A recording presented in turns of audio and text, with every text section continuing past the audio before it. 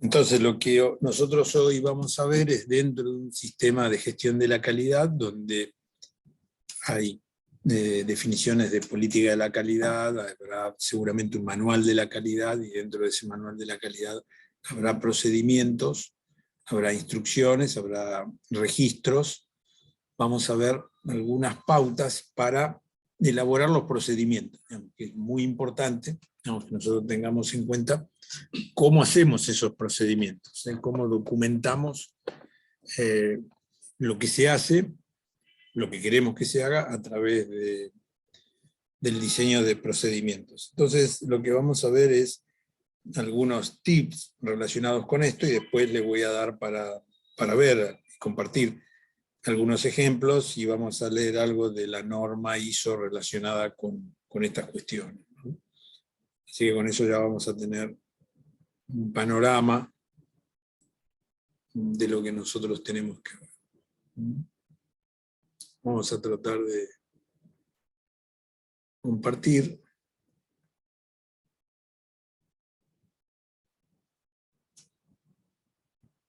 Que no encuentro, no estoy viendo las ventanas, a ver, esperen.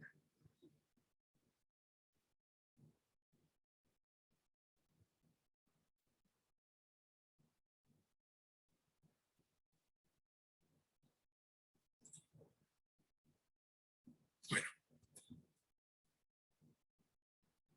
esta es una norma de ISO relacionada con la documentación de los sistemas de gestión de la calidad, donde, como les comento, uno de los principales elementos son los procedimientos. ¿Ven? Manual de la calidad, procedimientos, instrucciones de trabajo, formulario, plan de calidad, proceso de documentación, gestión de la calidad. Acá son palabras claves para encontrar esto. Nosotros nos vamos a concentrar en esta parte de procedimientos. Esto se lo voy a dejar después para leer, ¿sí? Porque ahora nosotros vamos a ver el tema a través de una pequeña guía que les desarrollé para esto, ¿no? Con los tips principales que nosotros tenemos que tomar en consideración. Acá se lo estoy mostrando.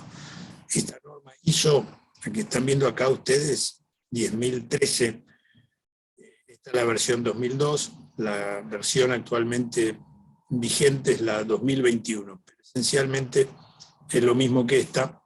Lo que pasa es que la 2021 no la tengo en español, y entonces prefiero compartir esta que está en español. Otra la tengo en inglés. Vamos a ver también ejemplos.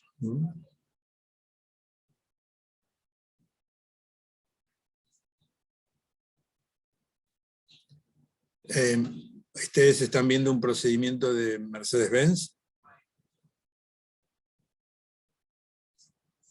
Sí, se ve eso. Perfecto.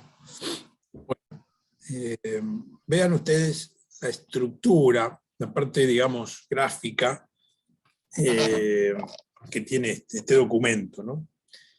No hay algo mandatorio sobre esto, no hay obligación de seguir un determinado lineamiento, pero hay como una suerte de coincidencia en cuanto a cuáles son las partes, los componentes, los segmentos donde, que incluimos dentro de un procedimiento. Vean ustedes que aquí tienen, bueno, el logo de la empresa, la identificación del procedimiento con una codificación, el nombre del procedimiento, la versión y la vigencia. Acá está repetido, ¿ven? El título, el número del procedimiento, la última revisión, esa es la última fecha en que esto cambió, ámbito de aplicación, ¿sí? El alcance, aprobación, quién lo tiene que aprobar, periodo de validez, o sea que están poniendo también un alcance temporal, hasta cuánto va a estar vigente esto, hasta qué fecha se espera que esté vigente esto, un resumen, bueno, números de página y anexos, responsable, administrador, distribución, formularios, regulaciones aplicables, últimas modificaciones sobre el procedimiento.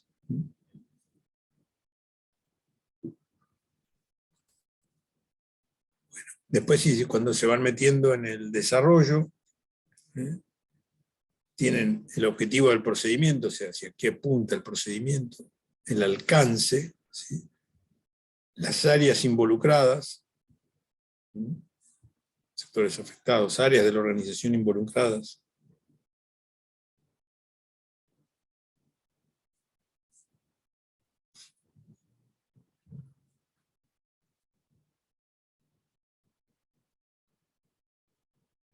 Bueno, abreviaturas utilizadas, documentación conexa, formularios, generalidades, y después vendrá la parte de definiciones, ¿sí? De los términos que se van a usar en el procedimiento, y la descripción.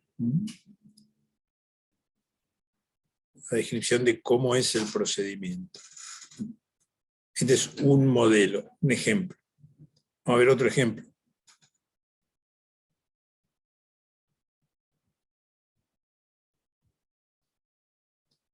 ¿Ven ustedes ahora uno que dice FAMIC? Sí, profe. Sí. Perfecto. Bueno, ven, fíjense que hay varios aspectos que son semejantes, ¿no? No iguales, muy parecidos. ¿Ven? Acá está el nombre de la empresa, el título o nombre del procedimiento, una codificación, la versión que corresponde, la cantidad de páginas, quién lo elaboró, quién lo aprobó, la fecha de emisión. Después viene una descripción, un detalle del contenido, ¿no? Que este procedimiento va a tener un diagrama de flujo del proceso, objetivo y desarrollo del procedimiento.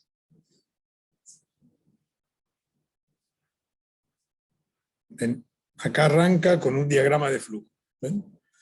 Los diagramas de flujo ayudan a entender los procedimientos porque es una manera gráfica de ver lo que después se explica en detalle, ¿sí? Bueno, a veces primero viene la explicación y después el diagrama de flujo. Pero uno a través del diagrama de flujo ve cómo se van dando las etapas, los pasos dentro del procedimiento. La codificación de los símbolos, ¿sí? Tampoco existe para los sistemas de gestión de la calidad una regla única de qué tipo de codificación o simbología tenemos que utilizar. Pero sí hay normas, o sea, no son obligatorias seguirlas, pero hay normas donde nos dicen, nos pueden guiar para usar una codificación o una simbología similar. Y en general, lo que ocurre es que más o menos siempre, en todos los casos, se utilizan los símbolos con significado parecido. Por ejemplo, el rombo, ¿qué significa? ¿Saben? Una decisión. Una alternativa significa el rombo. Alternativa. Alternativa, exactamente. ¿Esto qué significa así con esta S acá en la parte inferior? ¿Ese no es el archivo donde consulta? Claro, es documento, ¿sí? Generalmente Documento, claro. donde está puesto así es documento. ¿Me puede hacer un poquito de zoom, profe, por favor? Sí, cómo no.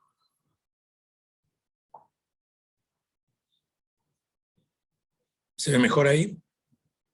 Sí, ahí mejor, gracias. De nada. ¿Ven? Entonces acá está explicando el diagrama de flujo, ¿sí? Las partes, las etapas de este procedimiento, ¿no? Ven, arrancan con un pedido del cliente, porque esto es área comercial, ¿no? Un procedimiento relacionado con el área comercial, entonces es recibir el pedido del cliente. ¿Qué es esto? Recepción, requerimiento del cliente. la primera alternativa que se presenta es si hay que cotizarlo o no. Si hay que cotizarlo, bueno, siguen los pasos, digamos, para hacer la cotización.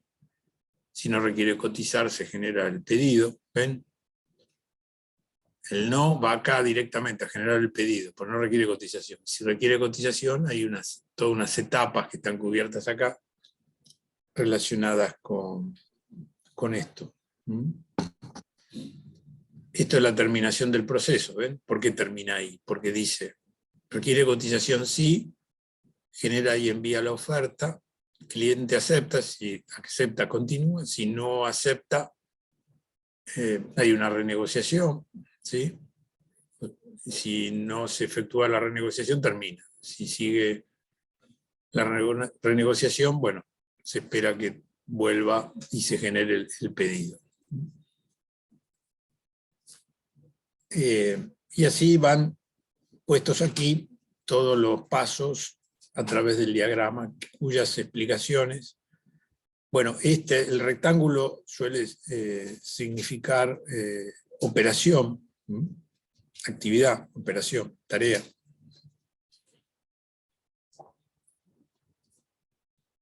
Y después lo que tenemos aquí es la descripción, ya en lugar de verlo en un gráfico, ya un poquito la descripción. Fíjense cómo estamos haciendo más o menos lo mismo que veíamos en el otro. Está señalado el objetivo, el ámbito de aplicación, es el alcance, responsables de la aplicación, ¿sí? Áreas involucradas. O sea, generalmente cuando se habla de responsable de la aplicación, y esto es un procedimiento, vamos a poner el área, la función, la posición de trabajo, no la persona, digamos, sino la posición, y en todo caso habrá después un listado donde para cada posición se indique quién es el que la está ocupando.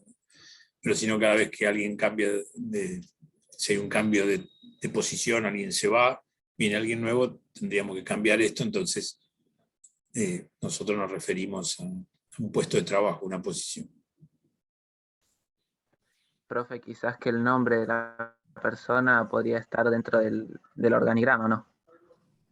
Bueno, podría estar en una grilla aparte, donde ponemos quienes desempeñan cada posición, exactamente. Claro, porque si no habría que rediseñar cada vez que cambia de colaboradores el sector. Claro, exacto. Hay que someter todo esto a un proceso medio relativamente complejo de modificación del procedimiento cuando cambia cada colaborador y no tiene sentido.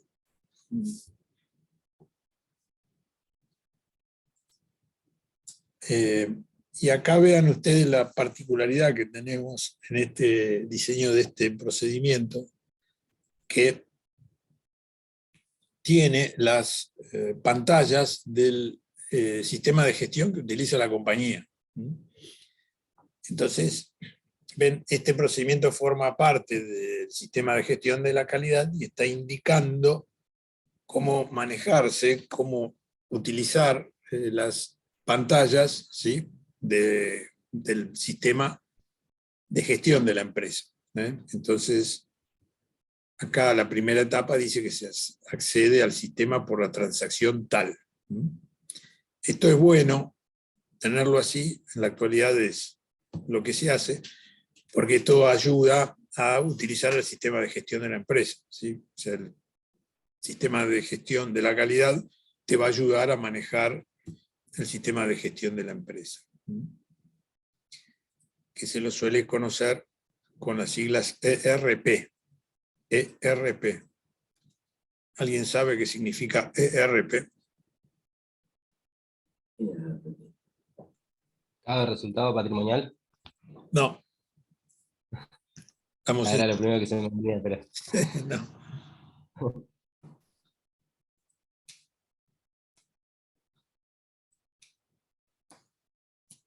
Googleenlo, a ver qué les sale.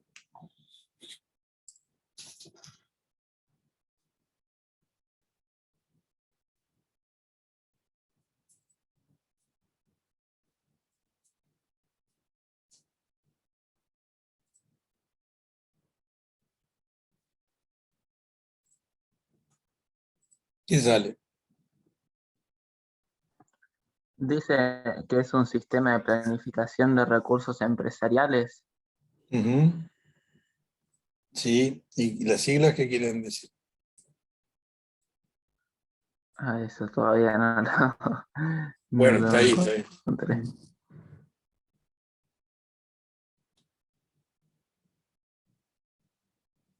Enterprise Research Enterprise. Planning.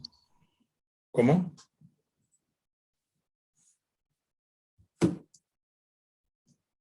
La E es Enterprise.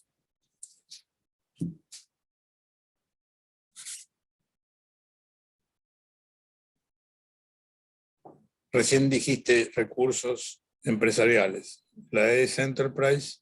La R, ¿qué será? Research, Exacto, a Research. los recursos. Y la P es Planning. ¿eh? Esta es el nombre que se le da actualmente, una denominación muy extendida, a los sistemas de gestión que se utilizan en las empresas. Después, estos sistemas, ustedes ya lo saben, muchas veces corresponden a desarrollos propios de las compañías, o sea, la propia compañía va desarrollando su sistema de gestión. En otros casos se adquieren productos o software, entre comillas, enlatados, y se lo adecúa, se lo parametriza a la necesidad de la empresa. Esta tal vez hoy es la tendencia más común. O sea, hay algunos desarrollos de software muy importantes en el mundo, otros desarrollos de software para empresas locales de cada país, y las compañías compran alguna de estas licencias y lo adaptan, ese software, definen parámetros para que responda a las necesidades de la propia empresa. Es como la tendencia actual, en lugar de desarrollar desde cero un software propio, comprar algo ya elaborado y adecuarlo a las propias necesidades. Hay marcas de este tipo de productos muy importantes, muy conocidas en todo el mundo. A ver quién me dice.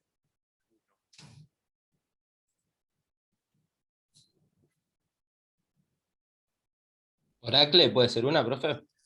Oracle es uno, exactamente, ¿sí? ¿Qué más? ¿Cuál otro?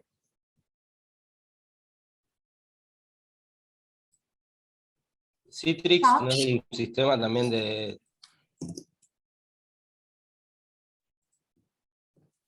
Citrix puede ser o no, Puede ser, no es. no lo conozco, pero puede ser. Ah, Hay sí. ¿Cuáles otros?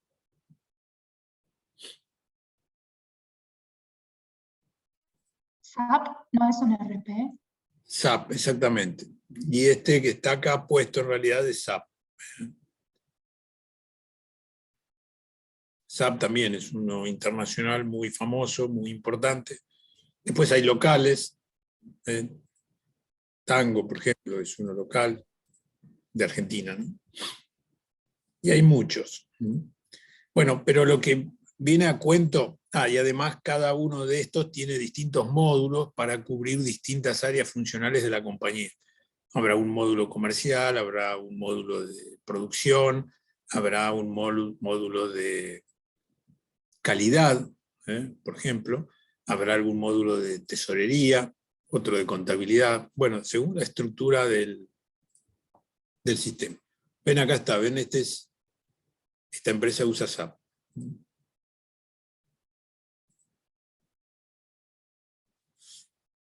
Entonces, aquí están contemplando cómo utilizar el SAP, ¿sí? Entonces, tal vez omitieron en esta compañía hacer un instructivo para usar el SAP porque directamente lo tienen incluido dentro de los procedimientos del sistema de gestión de la calidad, como son las instrucciones para usar el sistema en la empresa, ¿no? O sea, qué cargar y en qué momento.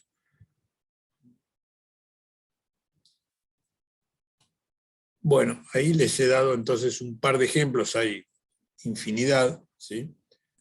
Ven que tiene algunas estructuras o características similares. vamos a tratar de ver algunos tips que nos ayuden a ver cómo encaramos el tema de elaborar estos procedimientos, que, como ven, es el esqueleto. Si hay un sistema de gestión de la calidad, el sistema va montado sobre estos procedimientos.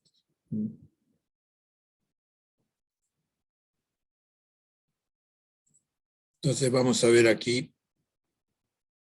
estos tips para elaborar lo que acabamos de ver. ¿Cómo hacemos?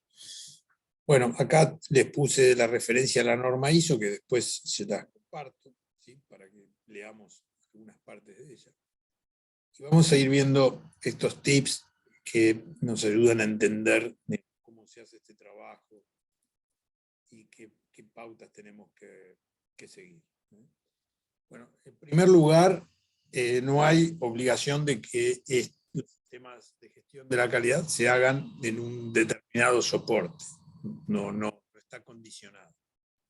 Es decir, podemos desarrollarlos en papel, como se hacía antiguamente, los sistemas de gestión de la calidad y en los manuales del sistema de gestión de la calidad se solían encarpetar, ¿sí?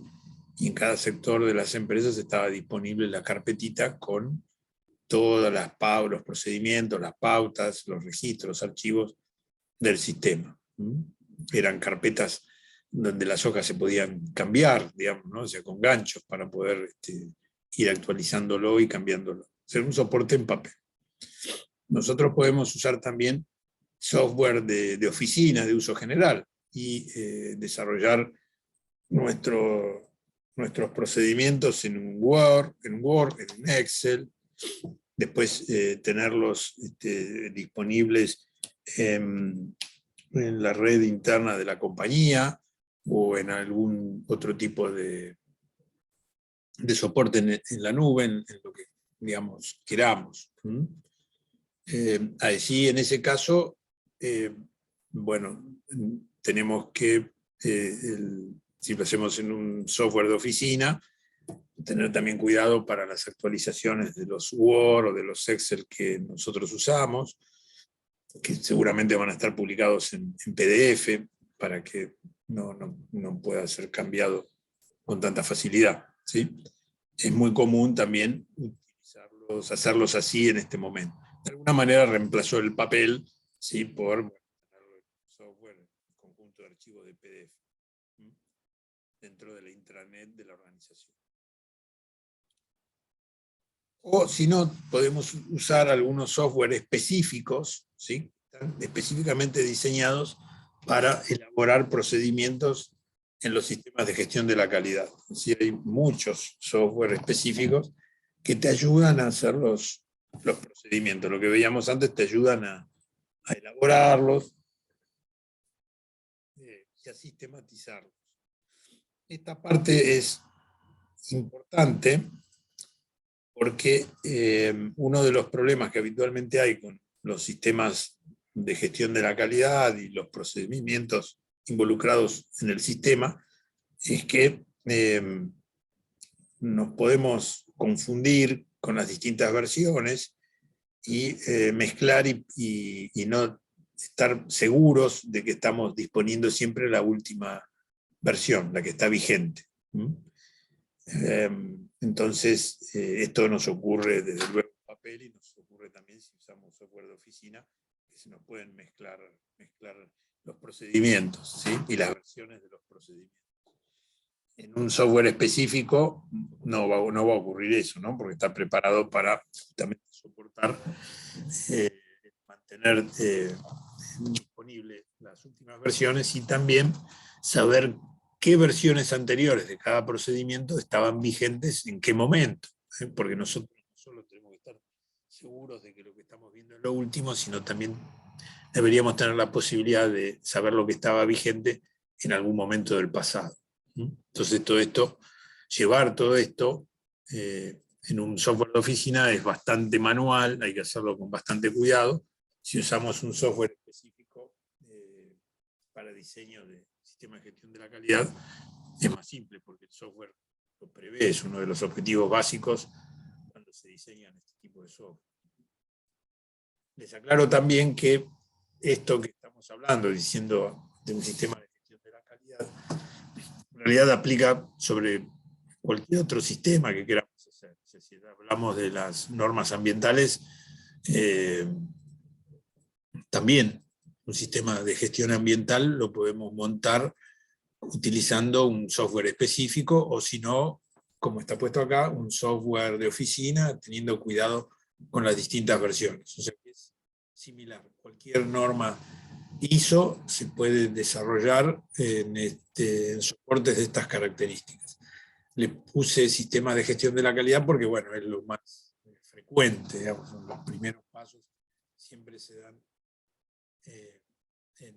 en la ISO 9001, en los sistemas de gestión de la calidad, pero también nos va a servir, y los lineamientos que vamos a ver ahora sirven también para diseñar un sistema de gestión ambiental de la 14001 y cualquier otra norma que nosotros queramos sistematizar.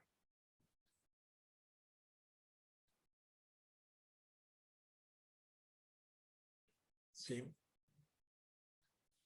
Bueno, ¿y cómo se hace el trabajo? ¿Cómo vamos a hacer el trabajo? Bueno, acá tenés estos tips, ¿sí? Unos cuantos, para llevar adelante esto, ¿no? Entonces, nosotros deberíamos, si somos consultores y tenemos que desarrollar, elaborar un sistema de gestión de la calidad y preparar los procedimientos que van a formar parte de ese sistema, hacer algunos pasos, ¿sí? Y no copiarnos de otro. Una cuestión frecuente, principalmente utilizada o seguida cuando se busca reducir costos, es tratar de agarrar otro sistema, ¿sí? Los documentos de otro sistema, los procedimientos que utiliza otra empresa, por ejemplo, y copiarlos. Y decir que con eso ya el sistema está listo. Bueno, no es lo mejor. ¿Por qué? Porque cada organización tiene sus particularidades. Aunque sea en la misma actividad, con el mismo tamaño de empresa, en el mismo mercado, aunque todo sea así, cada organización tiene sus particularidades y copiar y pegar no es una buena forma de desarrollar los procedimientos y el sistema de gestión. Sin perjuicio de que nosotros podamos utilizar algo que ya está hecho, pero bueno, no es lo mejor. Esto es frecuente cuando uno desarrolla consultoría, porque generalmente los clientes quieren abaratar los costos, y entonces una forma de bajar, una forma no aconsejable, pero una forma al fin de bajar los costos es tomar algo que ya está hecho, ¿sí? Entonces así bajan los costos, porque se ahorran todo el trabajo de campo de esa manera. Pero si bien podemos tener el propósito, digamos, como consultores, de conseguir el cliente y bajarle un poco el precio, y el cliente puede tener el deseo de pagar un poco menos, no tenemos que perder de vista que el sistema también tiene que tener ciertas condiciones de calidad, ¿sí? Entonces, si nosotros copiamos directamente sin analizar cómo se adapta lo que estamos copiando a la organización donde lo queremos aplicar, vamos a cometer errores, va a ser equivocada la forma de hacer el trabajo. Entonces, los pasos correctos para llevar adelante el diseño de los procedimientos deberían incluir entrevistar, ¿sí? Hacer entrevistas a las personas que están trabajando, directamente quien está ejecutando alguna de las tareas que conforman el procedimiento, sea entrevistada y cuente cómo lo hace, ¿sí? De dónde viene su documentación, qué controles realiza, qué tareas toma en cuenta, y cuál es su salida, ¿no? Su input y su output, lo que hace, dónde lo carga, dónde lo envía, con qué frecuencia lo hace.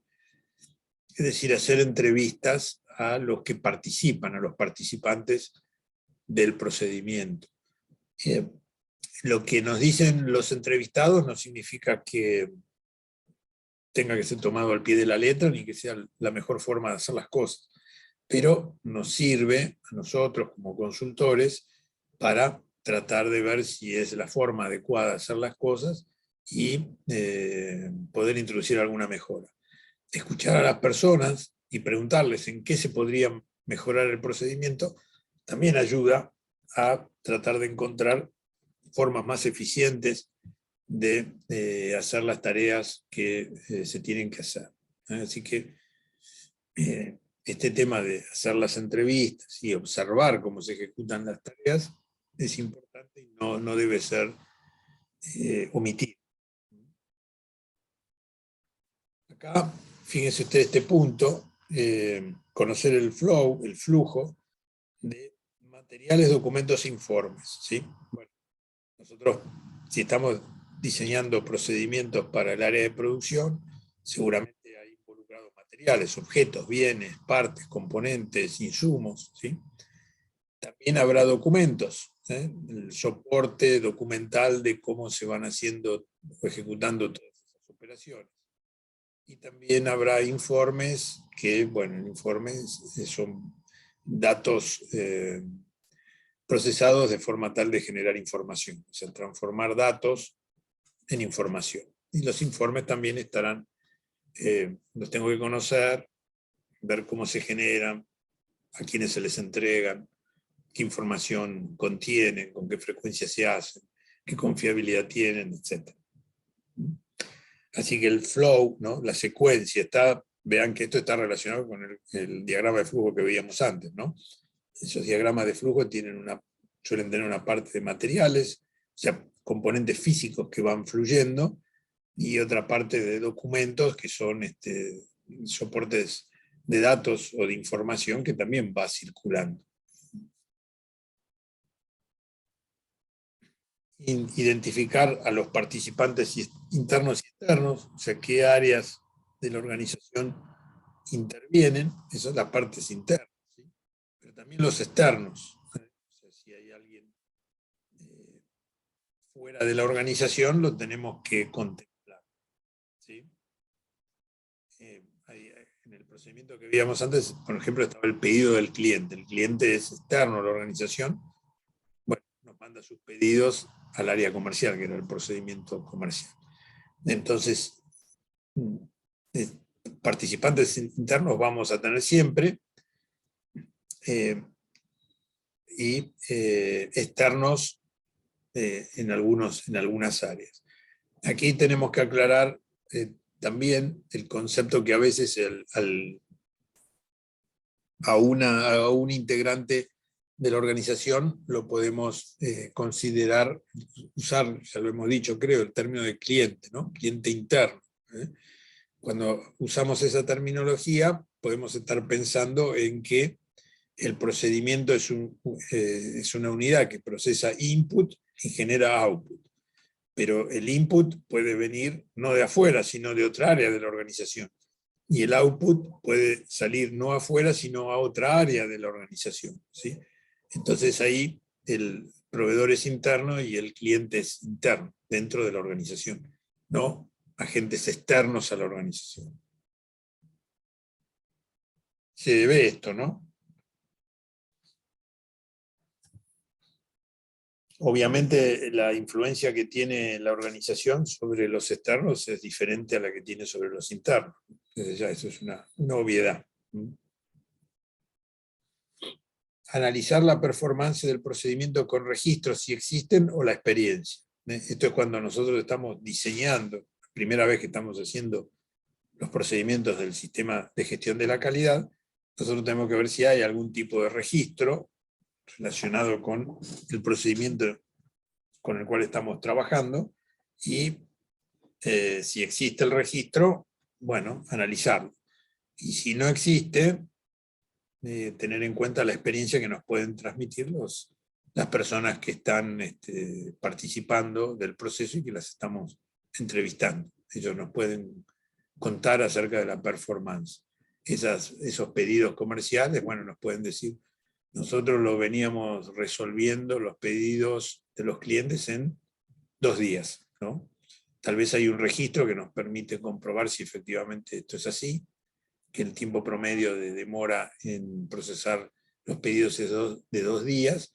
Si no hay registro, bueno, tendremos la experiencia del que está ahí, de la persona que está haciendo las tareas, que nos puede decir algo. En todo caso, tendremos que verificar si es correcto o no lo que nos dice. Esto entonces es parte de conocer lo que se está haciendo, ¿no? Para tratar de ver si está bien, lo formalizamos en un procedimiento formal y estando bien, y sin duda, si no está bien, ¿qué mejoras le podemos introducir? Bueno, cuando nosotros estamos trabajando en esto, siempre una de las cosas que tenemos que hacer siempre es pensar qué se hace si algo falla. ¿Sí? Estos son las acciones correctivas. Recuerden que hemos dicho siempre que tenemos acciones preventivas, ¿sí? Y acciones correctivas. Entonces todo procedimiento tiene que tener previsto qué se hace si hay una falla. Nosotros buscamos el 0 defecto en calidad, pero tenemos que contemplar que ese es nuestro objetivo, que no haya ningún defecto. Puede haber defectos. Entonces, como puede haber defectos, tenemos que contemplar qué se hace cuando se producen fallas. Obviamente las fallas son de muy distinto tipo y depende de qué procedimiento estemos considerando, pero cuando vamos a diseñar el procedimiento tenemos que contemplar estas situaciones. Lo que se va a hacer si se produce alguna falla.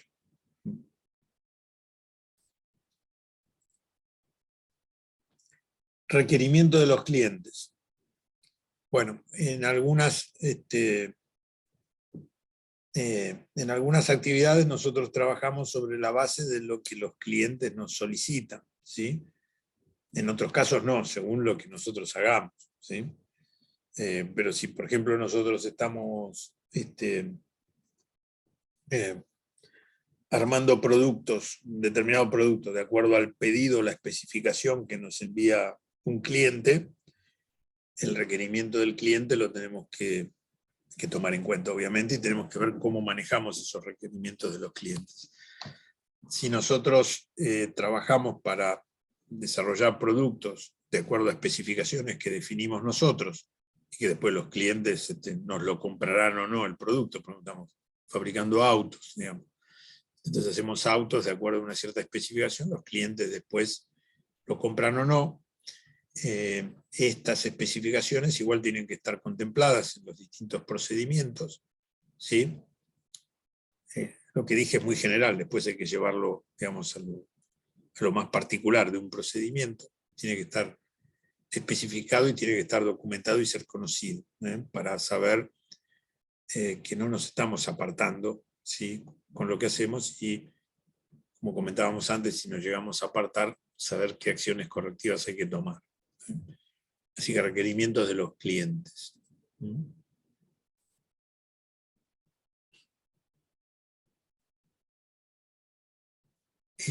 Requerimientos legales y normativos, ¿sí? Todo procedimiento tiene que tener incorporado como documentación complementaria o anexa, si existen cuestiones legales o normativas que cumplir con respecto a ese procedimiento. Si nosotros estamos en un sistema de gestión de medio ambiente, para decir algo que está muy regulado, bueno, todas las normas de control y cuidado ambiental que están establecidas, las tenemos que reflejar también, tener puestas como anexos dentro de nuestro sistema y cumplirlas, obviamente. Por lo menos tenemos que cumplir con lo que dicen las normativas. Así que si nosotros, por ejemplo, acá estamos en tema de industria automotriz, digamos, bueno, tendremos requerimientos legales en cuanto a temas de seguridad, contaminación, etc. Requerimientos legales y normas involucradas con el procedimiento. Otro tema es esta otra parte, ¿sí? Identificar puntos o momentos riesgosos o que son una oportunidad para hacer controles. Esto tiene importancia, porque ustedes, como bueno, estamos viendo, los procedimientos suelen ser flujos, donde hay una entrada, una transformación y una salida. A través de ese flujo habrá algún paso, alguna etapa, algún momento donde el riesgo de que se produzcan fallas aumenta, entonces nosotros lo tenemos que tener identificado para controlarlo mejor y evitar que se produzcan las fallas. Y en alguna de esas etapas también habrá oportunidades para efectuar mediciones o controles de cómo está evolucionando el proceso cuando se está ejecutando. En las normas relacionadas, por ejemplo, con la industria de la alimentación, es muy común esto. Las materias primas de los alimentos se transforman para llegar al producto terminado. Nosotros tenemos que tener identificados los momentos o las etapas donde hay riesgo de que un producto se malogre o pierda su calidad o no llegue a ser lo que nosotros queremos que sea. Y también en alguna etapa donde nos es útil, no es conveniente hacer controles. El control de cómo viene evolucionando la transformación, por ejemplo, peso, medidas, tamaños, en algún momento del proceso, nos es útil efectuar esos controles. Entonces lo tenemos que tener definido dentro del procedimiento, identificado y definido. Tenemos que considerar también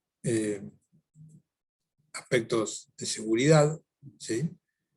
Nosotros tenemos que cuidar los bienes, ¿sí? Los productos que estamos transformando, las materias primas o materiales que usamos para su transformación. Y si estamos manejando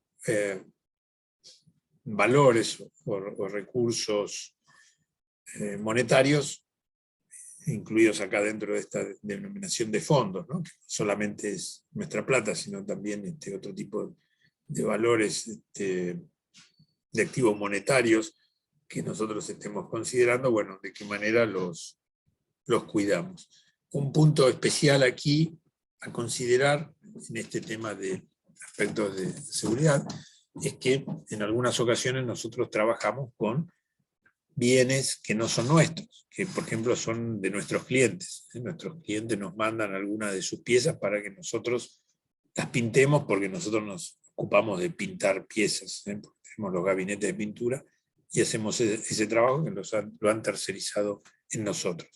Bueno, las piezas de los clientes que nos mandan para que nosotros las transformemos y después se las devolvamos, no son nuestras, pero igual las tenemos que cuidar, ¿no? Porque tenemos una responsabilidad con los clientes. Así que este es también un detalle que hay que tomar en cuenta. El cuidado de la documentación, o sea, los documentos no tienen que perderse, tienen que cuidarse, tienen que archivarse en el momento que corresponde archivarse, tienen que estar disponibles en el momento en que tienen que estar disponibles. Esto hoy por hoy es más digital que físico, ¿sí? Pero aún así, digitalmente, aunque pueda ser más fácil, digamos, para cuidar la seguridad de los documentos, lo tenemos que hacer, lo tenemos que lograr. Y otro aspecto es el acceso a la información, ¿sí? Acceso a la información y a los documentos. O sea, nosotros tenemos que tener establecido quiénes son los que pueden acceder, ¿sí? Sabemos que uno de los principios con los cuales nos manejamos es el principio de transparencia, o sea, tratamos de ser transparentes, de compartir la información, de que la organización conozca cómo se ejecutan los procesos dentro de ella. Este es un postulado de la calidad, pero esto no es infinito, ¿sí? Nosotros tenemos que también tener cuidado de que podemos ser sometidos a ataques, entonces tenemos que tener prevención y cuidado sobre ello, ataques que nos hagan externos,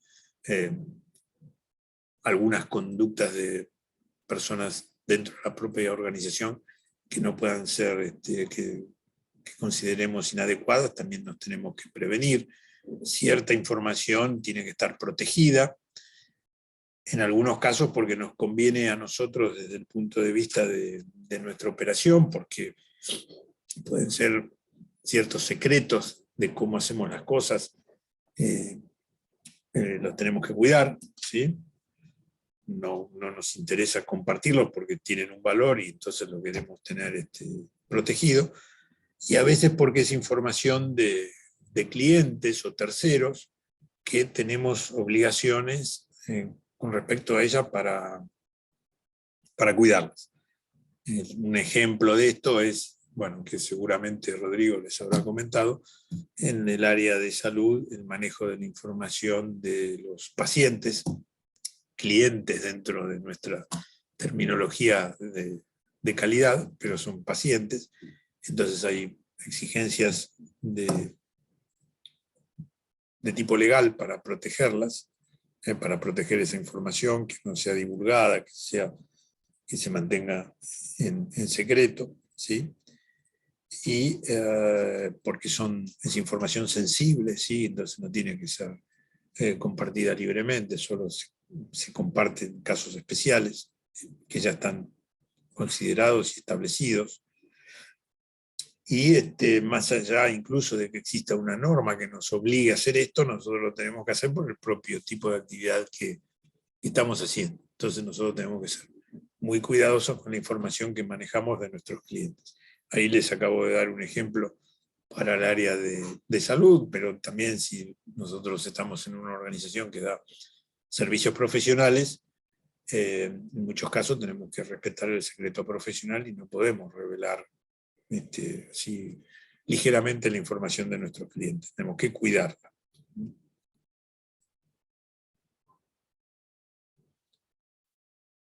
Bueno, ¿vamos bien con esto?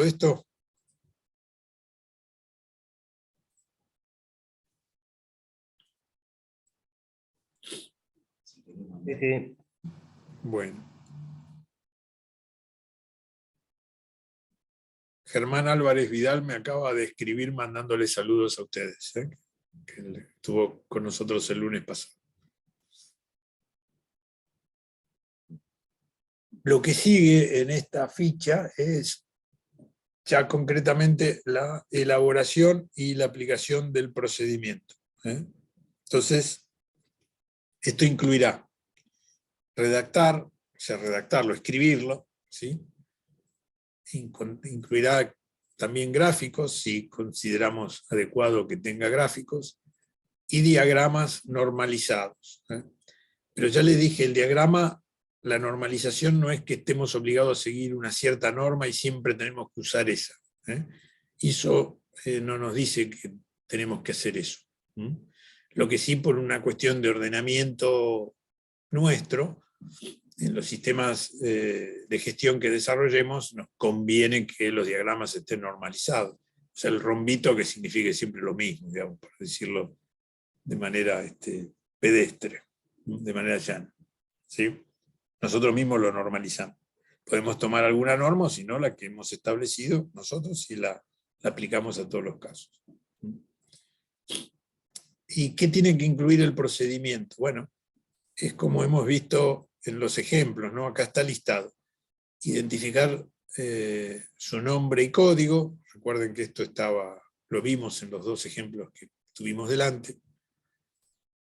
Habrá descripción de las posiciones intervinientes, las distintas posiciones de trabajo y áreas que participan del procedimiento.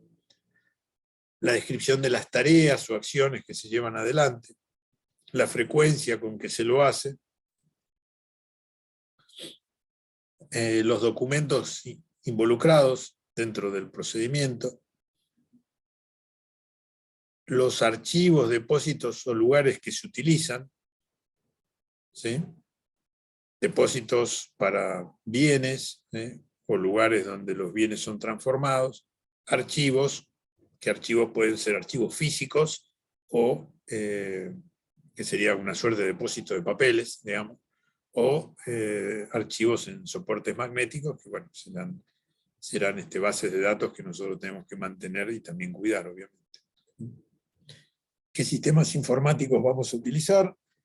Vean que en uno de los ejemplos que vimos aparecía la utilización del SAP y la forma en que lo utilizábamos.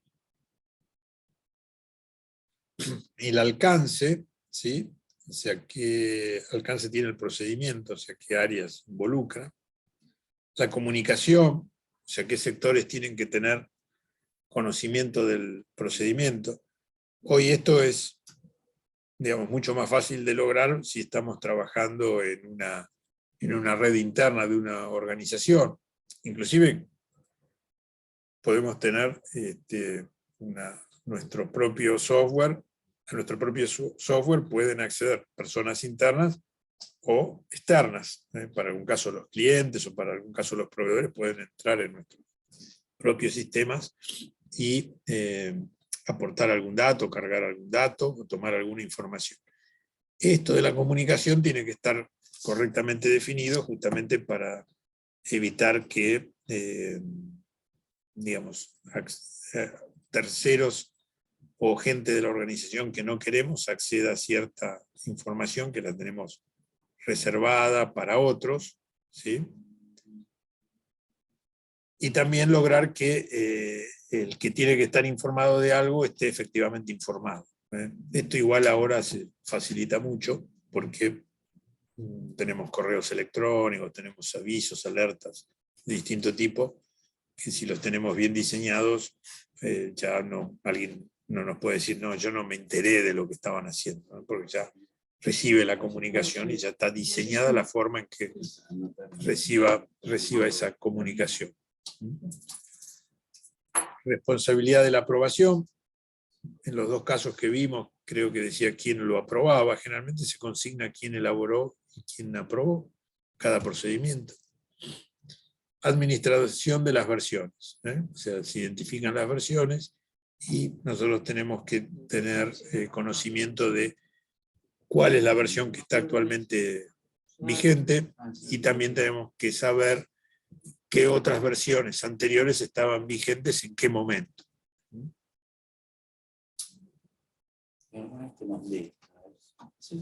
Y finalmente lo que está aquí es probar el procedimiento.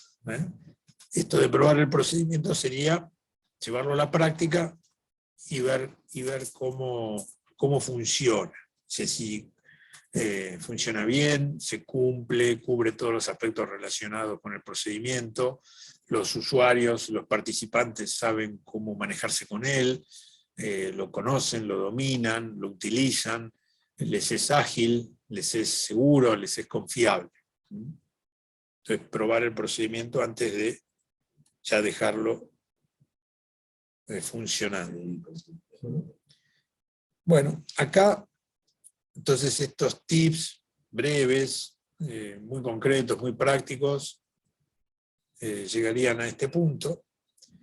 Yo les quiero decir uno más que no está consignado aquí, y es una especie de regla para definir el grado de detalle que tiene que tener un procedimiento. Porque generalmente, con mucha frecuencia hay dos críticas antagónicas entre sí relativas a cómo hacemos los procedimientos, cómo tenemos un manual, ¿no? Suponte un conjunto de procedimientos que integra un manual de la calidad. Una de ellas es que el manual, integrado por varios procedimientos, puede pasarle a uno solo, pero le puede pasar a muchos a la vez, sea muy general, ¿sí? O sea, no tenga consideraciones muy generales, poco relacionadas con cuestiones específicas de la compañía o de la organización. Esto es típico que suceda cuando hacemos copiar y pegar, ¿sí? Porque traemos de otro lado, y para que camine en un lugar diferente, cuanto más general es, más fácilmente va a caminar, ¿sí?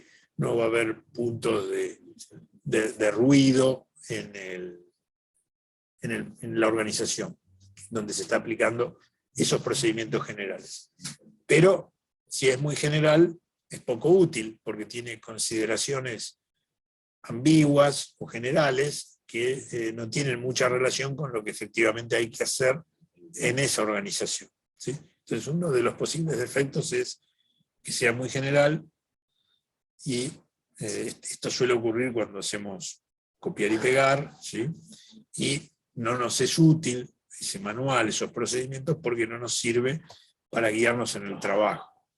Es uno de los problemas. Y el otro de los problemas que hay es exactamente el contrario, excesivo grado de detalle. O sea, el procedimiento está muy detallado, ¿sí?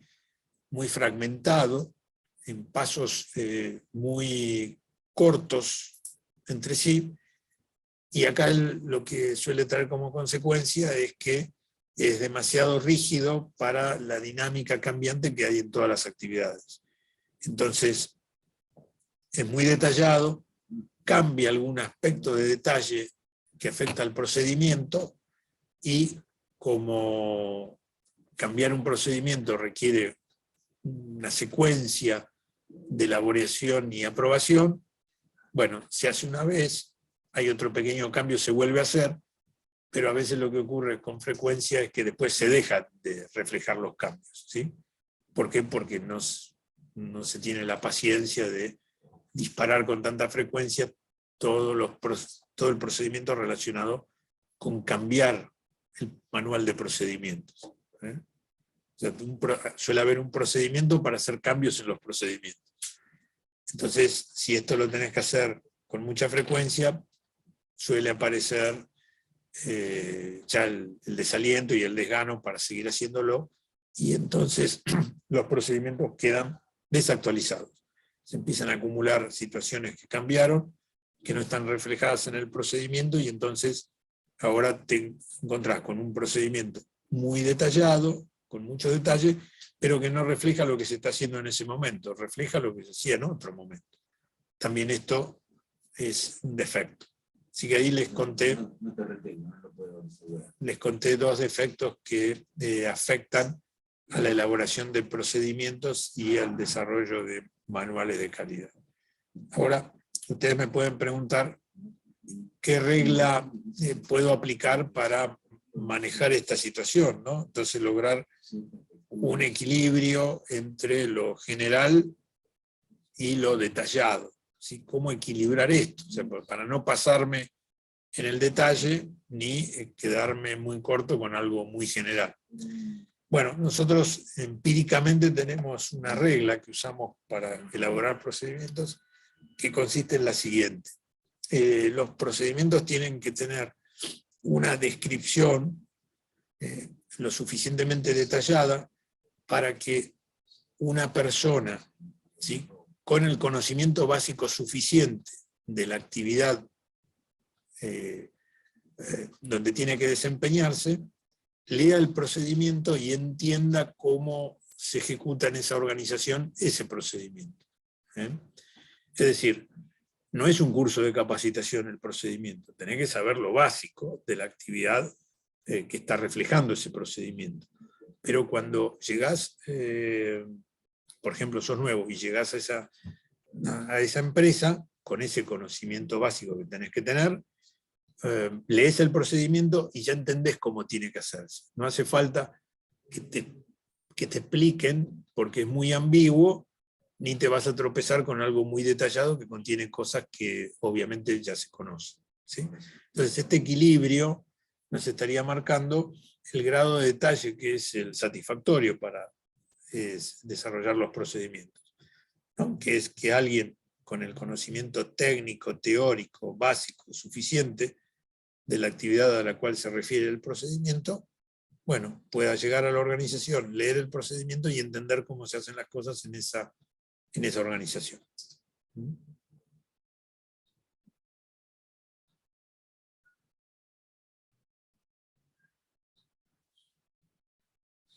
¿Logré explicar esta pequeña regla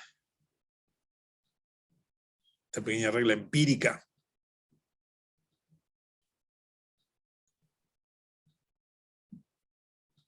Sí, se entendió. Bueno, de acuerdo, ¿sí?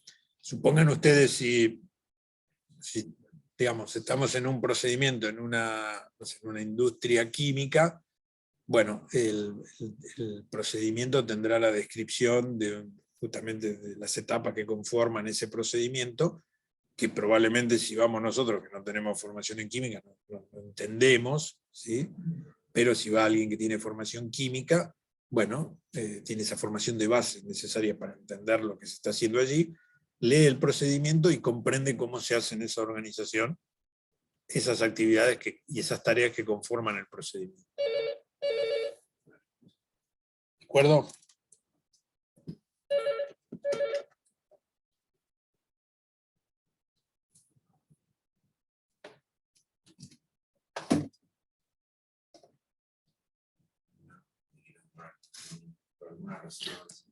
Bueno, ¿se entendió todo esto?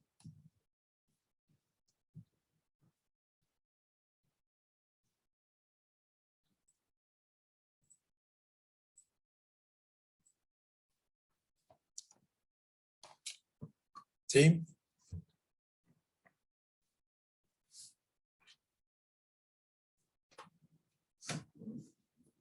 No me contestan.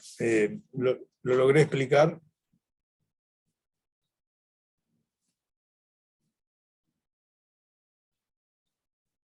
Sí, sí, profe. Entonces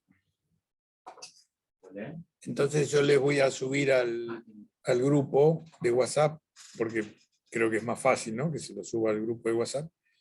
Este archivo sobre el cual estuvimos conversando, los dos ejemplos que les traje, hay infinidad de ejemplos. Ustedes googlean y encuentran un montón de ejemplos de cómo hacer procedimientos. Y la norma ISO que le comenté, que no es la versión actual, digamos, la anterior, la última es la versión 2021, pero hay pocos cambios. Después también les paso un archivo, si quieren, con los cambios. Y es para poder dárselas a ustedes la norma en español, porque no la tengo, la 2021 en español. Y la otra sí. ¿Les parece? Dale, profe, buenísimo. Bueno, dale. Bueno, hoy fue más breve la clase. Nos vemos, chicos. Bueno, listo, gracias. Chao, nos vemos.